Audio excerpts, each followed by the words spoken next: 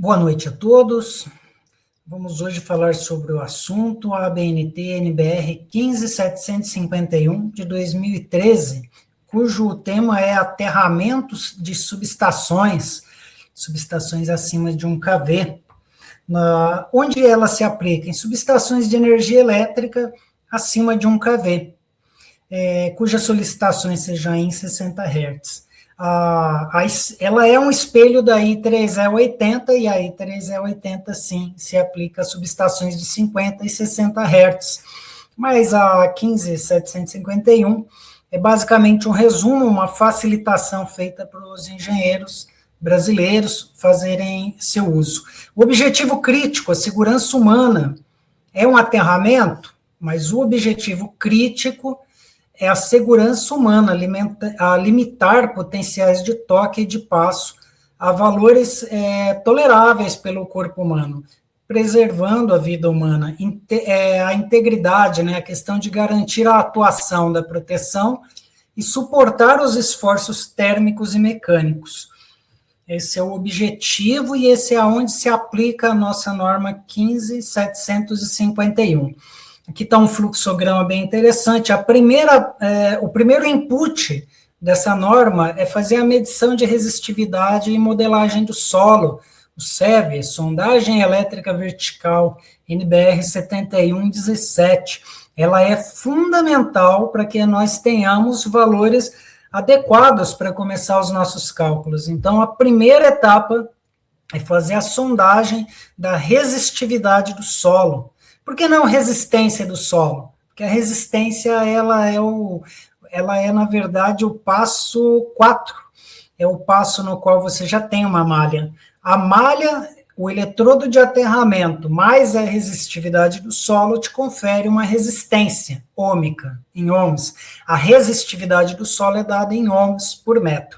Uma vez sendo coletado por meio do método Werner, por exemplo, a resistividade do solo e a quantidade de camadas, nós vamos fazer um dimensionamento inicial do condutor. Qual é o condutor adequado para essa malha? Qual é a geometria adequada? Vamos estabelecer ali uma resistência base inicial. Vamos, na sequência, estabelecer critérios de segurança, como tensão de toque e tensão de passo, limites para o corpo humano. Qual o corpo humano? Podendo ser o de 50 kg ou de 70 kg, a depender de ter a fluência de público ser mais restritivo, considerando um ser humano de 50 kg, sendo locais de acesso restrito, 70 kg. E como que eu chego na tensão de passo? Ora, o corpo humano tem uma determinada resistência a passagem da corrente elétrica. Qual corrente elétrica? A corrente elétrica que o seu disjuntor deixa passar. Quanto tempo ele deixa passar essa resistência, essa corrente elétrica? Qual é o nível de curto-circuito e por quanto tempo ele se sustenta?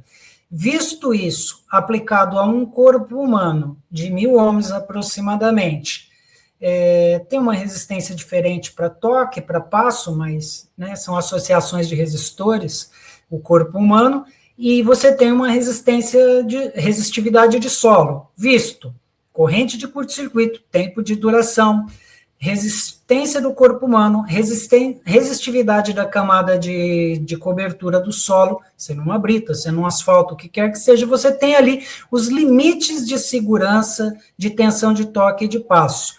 Uma vez tendo isso, vamos para o cálculo correto da malha. Quais seriam as resistências corretas dessa malha para sustentar termicamente, para controlar o GPR, Ground Potential Rise, uma vez que a tensão de passo e de toque, a saber, normalmente a tensão de toque é sempre um restritivo maior. Ora, isso é muito óbvio, né? Mão, corrente percorrendo o coração e descendo para o solo, vai passar pelo coração, tem o problema da fibrilação. A tensão de passo é menos restritivo, a tensão de toque ela é mais restritiva. Uma vez que você calculou a tensão de toque e a tensão de passo, e ambas foram menores do que as tensões limite estabelecida na parte 3, se isso passou, você vai para o detalhamento construtivo. Se isso não passou, volta para dimensionamento inicial do condutor, aumentando a quantidade de meshes, aumentando a área de cobertura de brita, de asfalto, colocando um tapete isolante, diminuindo o tempo de atuação dos disjuntores, coisas desse tipo, ou colocando lá, de repente, para aumentar a resistividade do solo, bentonita, por exemplo, ou algum outro elemento de adição que diminui a resistividade do solo. São possibilidades. Uma vez tendo entendido o fluxograma, vamos falar sobre a primeira parte. A resistividade do solo, ela é fundamental. Errou aqui, todo o seu projeto vai ser errado.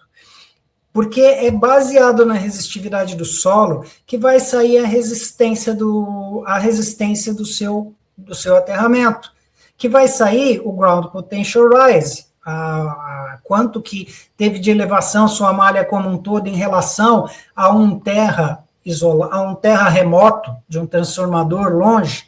Esse GPR e a resistência do seu eletrodo e todos esses elementos que seguem como tensão de passo, tensão de toque calculado e comparado dependem da estratificação do solo. Tudo daqui para frente depende da estratificação do solo. Uma vez que você fez pelo método Werner e você definiu qual é a resistividade da camada 1 do solo e da camada 2, você vai ter aqui os fatores de espelhamento. Eu chamo eles de fatores de espelhamento, que é, se você tem uma resistividade muito alta na camada superior, 2 metros, e muito baixa na camada inferior, abaixo de 2 metros, você está muito favorável.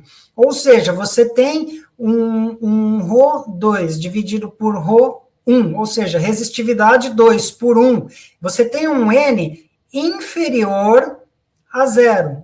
Aliás, inferior a 1, né? 0,1, 0,2. Isso significa que a corrente elétrica vai preferir as camadas profundas e ela vai descer. Isso é ótimo, porque quem está aqui em cima não vai sentir tanto tensões de passo e tensões de toque, porque ela desceu. E até na fórmula aqui fica muito claro que a resistividade aparente tende a ser essa correlação entre a resistividade mais profunda e a superficial vezes a resistividade superficial, ou seja, tende a diminuir a resistividade aparente quando você tem resistência mais profunda para o fundo, tipo um aquífero, tipo uma passagem de água, tipo um solo mais brejento para o fundo e um cascalho em cima. Isso é ótimo. Ruim é quando você tem nessa estratificação uma resistividade baixa em cima e alta embaixo. Significa que ela não vai descer. As correntes que vão gerar as elevações de potencial vão ficar fluindo na superfície desse solo.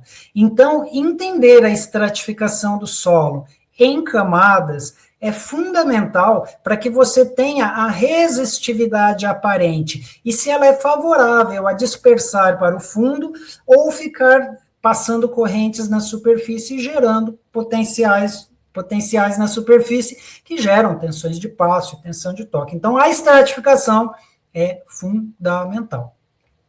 O dimensionamento térmico do condutor é a segunda etapa, a equação de Onderdonk. Ela é o seguinte, a corrente de falta, ou seja, quanto você tem? Eu fiz uma subestação aqui recentemente que estava com uma corrente fase e terra. Não é a fase trifásica, não é a fase-fase, é o curto-circuito fase e terra, aquele que tem a tendência de alcançar o solo, um cabo rompeu, drenou a corrente para o solo, e por meio do solo ele vai até o terra remoto lá na subestação. Costuma ser bem menor do que os curtos-circuitos trifásicos, curto-circuito fase terra. Eu peguei lá 1,5, era uma subestação que estava a 5, 6 quilômetros da subestação de distribuição da concessionária. Subestação de consumidor, 1,5 quilômetro. Ok, qual é o tempo de atuação? Quais são as constantes térmicas e de resistividade do meu condutor? Qual é a temperatura inicial? temperatura máxima suportável e a temperatura ambiente. Uma vez tudo isso sendo conversado, e é claro que eu tenho que alertar vocês que os principais fatores são a corrente de falta, o tempo da corrente de falta, o tipo de cabo que você escolheu. Claro que um condutor de cobre macio inteiriço, ele tem um comportamento térmico por alfa R, Rho, T e Tcap muito superior a um condutor de aço cobreado. Eles têm comportamentos térmicos muito diferentes. E uma emenda de compressão mecânica em torno aí de uma emenda mecânica, é uma emenda de compressão, parafusada mecânica, 250 graus Celsius. Uma solda exotérmica, 850 graus Celsius. Ora, o tempo do curto-circuito, a intensidade do curto-circuito, as capacidades do seu material do cabo, as capacidades das suas emendas vão dar para você quais são os comportamentos térmicos do seu condutor. Isso a gente vai calcular também em software, eu vou mostrar para vocês, mas é o segundo cálculo, né? Ora, o primeiro cálculo que a gente viu aqui era o fluxo, era a modelagem, né? A primeira exigência dela, da 15751, era a modelagem do solo, a modelagem confiável. A segunda exigência é dimensionamento térmico e mecânico, né? O mecânico é que o mínimo aceitável para subestações é um cabo de cobre de 50 milímetros quadrados. Esse é o mecânico. E o térmico, qual é o comportamento térmico desse cabo diante de uma falta, o material dele e as emendas dele. Se você vai precisar de um cabo maior ou menor do que 50 milímetros. Maior, né? Não menor. Os critérios de segurança para o choque elétrico. Você tem a tensão de toque, como eu disse para vocês, ela é a pior, componente energizado, passa pelo coração, divide pelas duas pernas e segue. Pior é que é o coração, a fibrilação ventricular é o nosso pior inimigo nesse caso. E nós temos aqui a tensão de passo também, né? Tensão de passo você já tem um comportamento diferente, a corrente elétrica sobe por uma perna, desce pela outra. As fórmulas estão aqui, né? A tensão de toque é a corrente limite, né? A corrente, pode se chamar a corrente de malha, a corrente que vai estar... A corrente de malha não, né? A corrente linear do corpo humano. Deixa eu ver se está aqui a fórmula. Não, a fórmula não está presente aqui, mas eu mostro a fórmula para vocês. Vamos buscar na própria norma essa fórmula, que já vai ajudar a gente. A gente dá uma olhadinha na própria norma, na 15571. Vamos abrir ela aqui. Vamos procurar ela rapidão aqui na norma. Qual que é a corrente suportável pelo corpo humano? A corrente suportável pelo corpo humano está aqui, ó. 9 mA para homens e 6 mA para mulheres. Isso é uma corrente de longa duração, mais do que 3 segundos. Agora, se você fala assim, não, mas o meu disjuntor, ele vai romper com 30 milissegundos. Opa, 30 milissegundos está aqui dentro desse T. Você vai pegar o fator 0,116 pela raiz quadrada do tempo. Isso normalmente dá uma corrente de suportabilidade bem maior do que 9 e de 6, porque você está fazendo a corrente num tempo mais curto e não uma corrente de longa duração. Então, esta corrente que nós estamos tratando em limite é a corrente elétrica que evita a fibrilação de acordo com essa fórmula de I de curta duração, né, para choque elétrico, 0,116 dividido pelo tempo de desarme do seu disjuntor. Veja como é importante o tempo de desarme do seu disjuntor, porque ele vai permitir que você suporte uma corrente maior. Então, logo, a tensão de toque vai poder ser maior. Também associa-se a isso a cobertura, a camada de cobertura de brita que você tem no piso. Também associa-se à tensão de toque o tipo de elementos. Se for um concreto, por exemplo, ele é péssimo, molhado, 100 ohms metro. Se for uma brita, 3.000 ohms metro.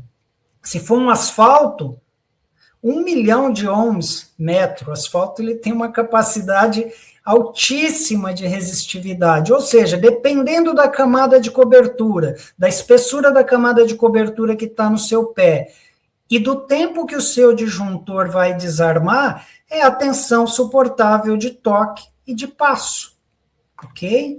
Isso vai ser, aqui, essa fórmula mais especificamente que está aqui, ó, é para uma pessoa de 50 quilogramas, ó. Se fosse uma pessoa de 70 quilogramas, essa fórmula muda um pouquinho aqui nesse fator, porque a pessoa tem mais corpo, mais massa, distribui melhor as correntes por espraiamento. Então, conversado aqui sobre o choque elétrico, a geometria do aterramento, a gente consegue calcular pela equação de Schwartz, né, uma equação simplificada de Schwartz, tem também a Sverak, eu não sei pronunciar muito bem, mas Sverak e Schwartz são as duas principais. A Schwartz ela é um pouquinho mais densa e ela é bem mais utilizada, que conjuga o comprimento total de eletrodos, a área ocupada pelo eletrodo, a profundidade da malha, comprimento total, área e a resistividade aparente, e a gente chega aqui na resistência do seu eletrodo. Ora, a resistência do seu eletrodo vezes a corrente de malha é o seu ground potential rise, é o potencial que vai subir a sua malha em relação a um terra remoto. Então, a determinação, só que aí que está, né? A corrente da malha, ela também é bastante importante, e ela não é o curto-circuito todo. A corrente da malha é o curto-circuito, ou seja, a falta fase terra, que vai efetivamente para o solo e percorre até o terra remoto do primário ou do secundário de um transformador, que é onde estiver a sua estrela. Ou seja, ele vai até a subestação pelo terra remoto. É essa corrente que nós queremos, aí malha. Essa é a que nos importa. Ora, professor, mas se um cabo bater no chão, um cabo energizado com 13.2, a corrente não vai toda para o chão, a de curto-circuito fase terra? Não. Uma parte pode voltar pelo neutro, e uma parte pode voltar pelas carcaças aterradas, pela malha do seu cabo, e pelo cabo de para-raio, ou cabo guarda, ou de sustentação dos cavalos marinhos, até a subestação. Então, a divisão da corrente da falta fase terra, subtraído a parte que ou voltou pelo neutro, ou pelos cabos de malha, ou pelos cabos guarda, ou pelos cabos de sustentação das estruturas, é o que sobrou. Então, é uma fração dela, que às vezes costuma ser aí 50%, 60% apenas da falta fase terra.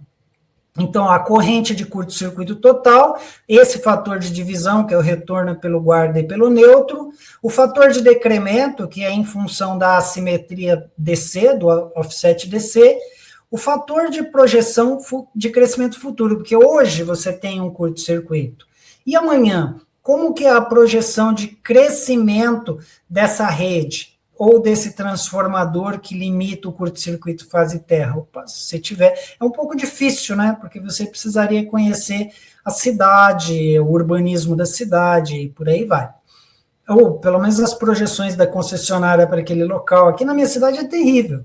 Cresce assustadoramente, daí colocam outro transformador, aumenta o nível de curto-circuito da rede. Eles deveriam me avisar, né? Mas nem carta não me manda. Enfim, não adianta eu entrar nesse mérito. Mas coloca um fator de projeção de crescimento aí de 20% a 30%. Você ganha no fator de divisão e perde no de projeção. No final de contas, acaba virando uma corrente de curto-circuito total, fase terra mesmo. Né? Os cálculos do potencial... Bom, se você calculou, conforme a gente acabou de conversar, a modelagem do solo era muito importante, fez a modelagem, dimensionou térmica e mecanicamente diante de um curto-circuito Se o cabo de 50 milímetros era suficiente, ou precisava de 70, ou por aí vai. Se as emendas com solda exotérmica eram suficientes.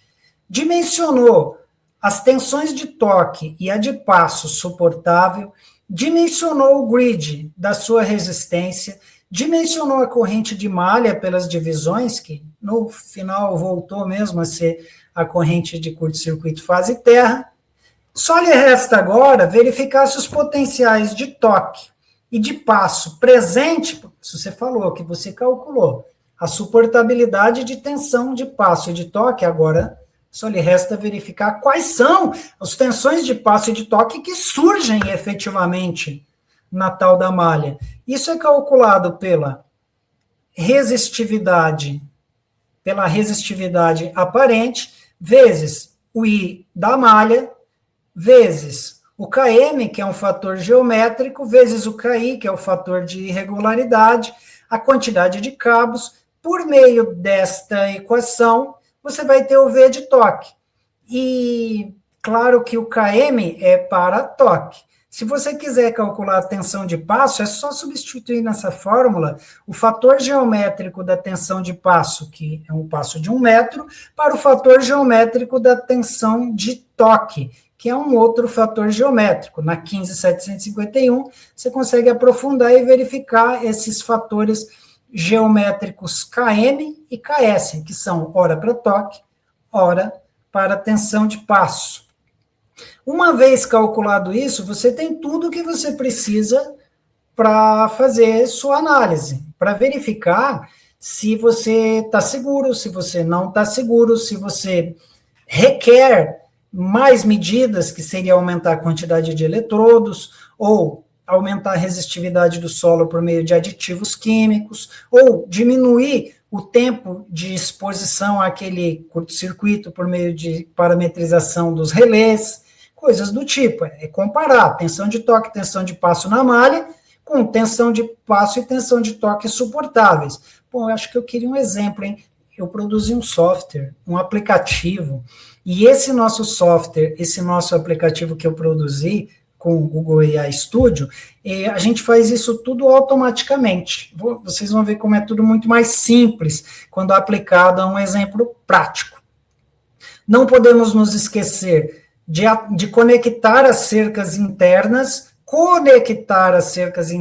e aterrá-las, cada 10 metros aí aproximadamente, e as cercas isoladas, as mais próximas da subestação, seccionar 15 centímetros aproximadamente, que não dá para uma pessoa passar, e aterrar cada uma das pontas a cada 10 metros. Cercas mais longas, mais distantes da subestação, você pode seccionar elas 50 a 100 metros aproximadamente.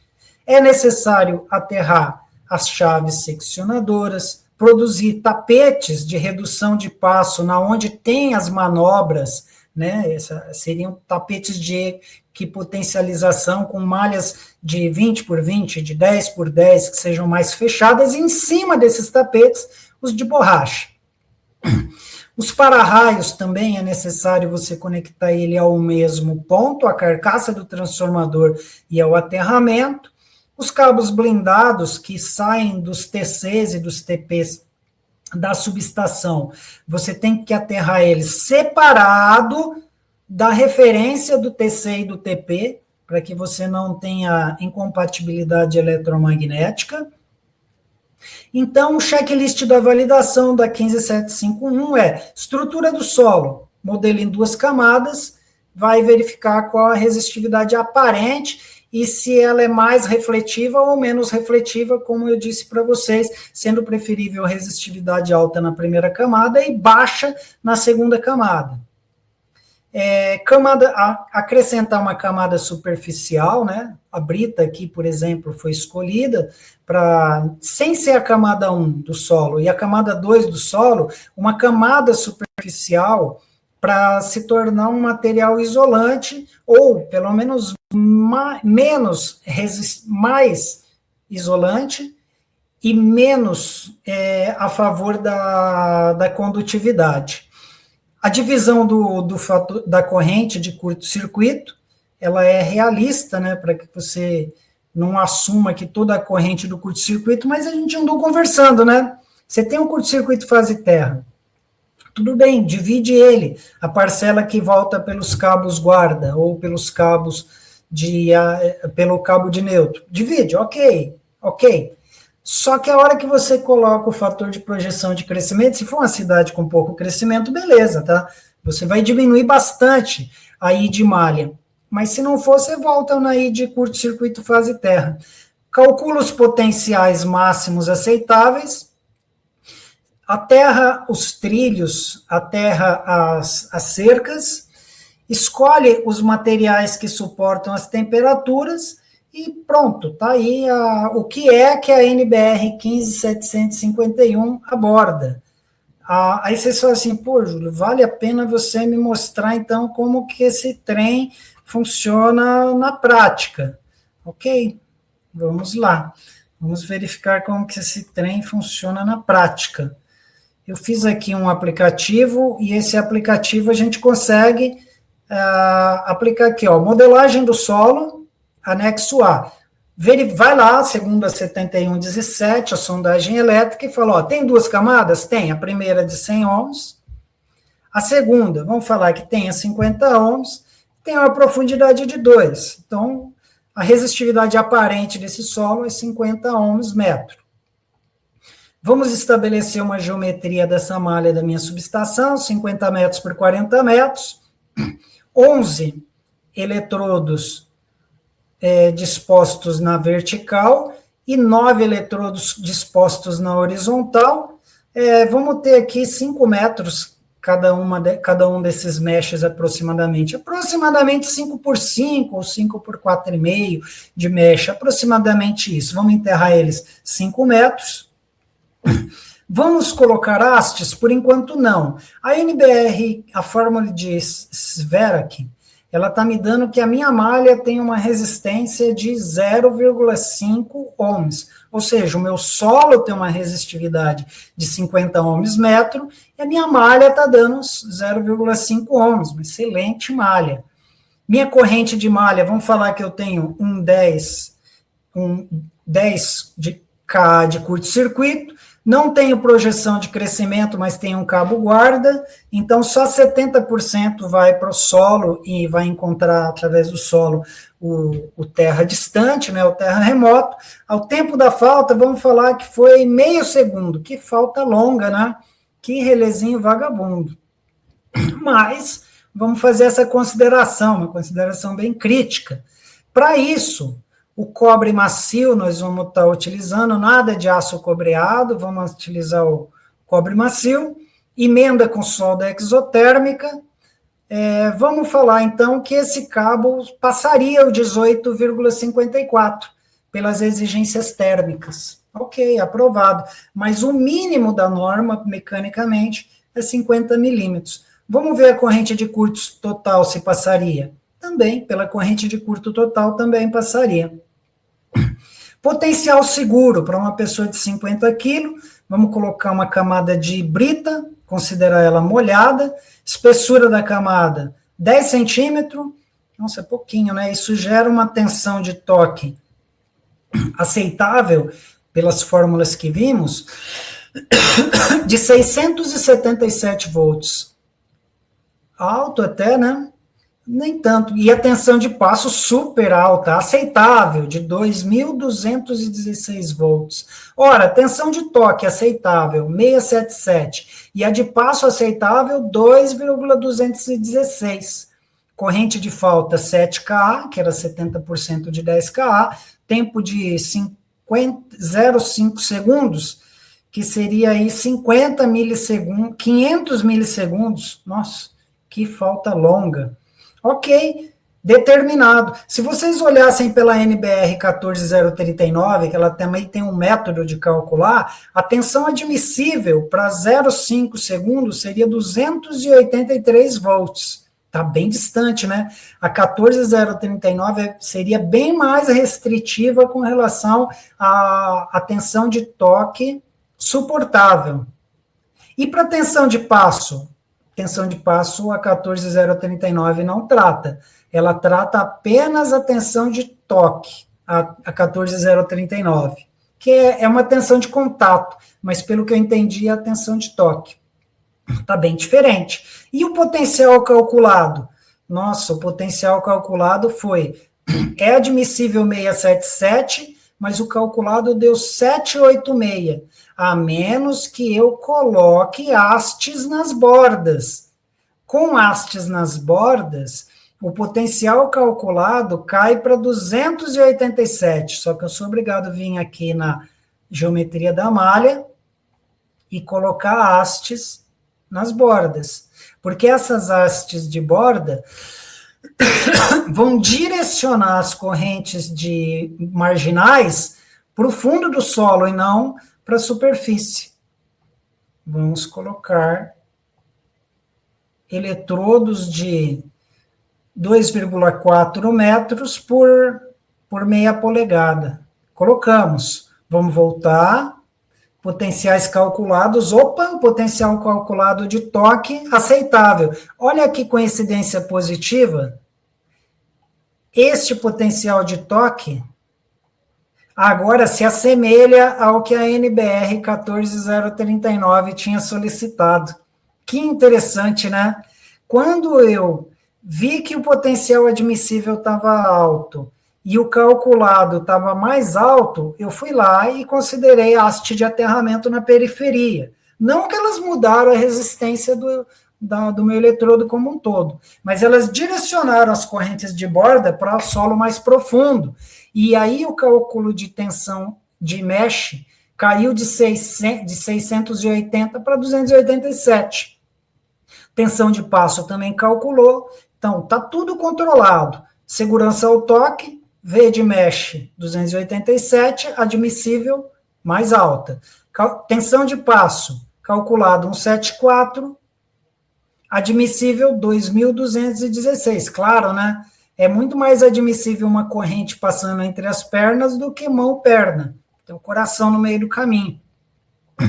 Então, nós temos aqui um relatório considerando todas as variáveis de cálculo, desde curto-circuito, tempo de atuação, resistividade aparente do solo, camada superficial de brita, tipo dos materiais condutores, tipo de emendas utilizadas, solda exotérmica, o grid da minha malha, o valor calculado de tensão de toque pela 15751 e pela 14039, a tensão de passo calculada e a admissível, né, e a calculada, então, meu projeto como um todo está aprovado. Vamos dar uma olhadinha no mapa de calor de tensão de passo? Ó, bem controladinho, está tudo aqui dentro de um limiar de segurança, não tem nada estourando aqui. E a tensão de toque? Também está tudo dentro de um limiar de segurança. Fica assim, então, conversado, fica assim, então,